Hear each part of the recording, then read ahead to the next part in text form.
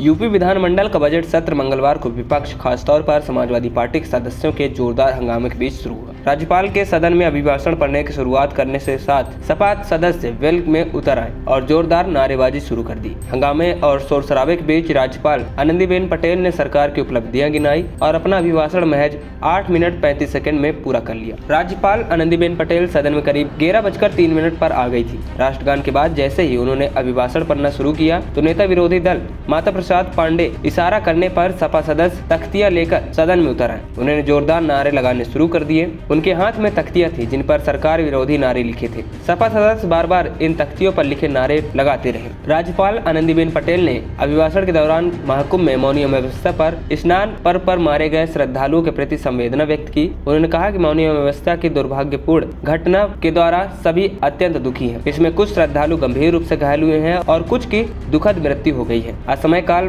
कवलित होते हुए ऐसे पुण्य आत्माओं के प्रति मेरी विनम्र श्रद्धांजलि, साथ ही उनके परिवारों के प्रति मैं संवेदना व्यक्त करती हूँ। इससे पहले राज्यपाल ने कहा कि हमारी सरकार को दिव्य भव्य महाकुंभ कराने का सौभाग्य प्राप्त हुआ। महाकुंभ 2025 में स्वच्छता, सुरक्षा और सुव्यवस्था के नए मानक गढ़े गए। महाकुंभ में आस्था एवं आधुनिकता का अद्भुत संगम देखने को मिला। यह आयोजन जहाँ एक और अनेकता में एकता का संदेश दे रहा है, जिसमें एक भारत श्रेष्ठ भारत की अवधारणा साकार हो गई है। अब तक करीब 53 करोड़ से अधिक श्रद्धालु पावन त्रिवेणी संगम में आस्था की डुबकी लगा चुके हैं। वहीं वेल में नारेबाजी करने वाले सपा सदस्यों ने कुंभ में हुई भगदड़ पर श्रद्धालुओं की मौत का आंकड़ा सामने रखने की मांग की। उनकी तख्तियों पर नारे लिखे थे, कुंभ में मौत के आंकड़ों को बताया जाए, सच को न छुपाया जाए। आंकड़े हो जारी, सच छिपा रहे अत्याचारी। किसानों को MSP का वादा अधूरा, किसान बेहाल, युवा बेरोजगार, नकारा है ये सरकार। सपा सदस्य इसी के साथ राज्यपाल वापस जाओ के नारे बुलंद करते रहे। वहीं राज्यपाल का अभिभाषण पूरा होने के बाद विधानसभा अध्यक्ष सतीश महाना ने राज्यपाल आनंदीबेन पटेल का आभार व्यक्त किया।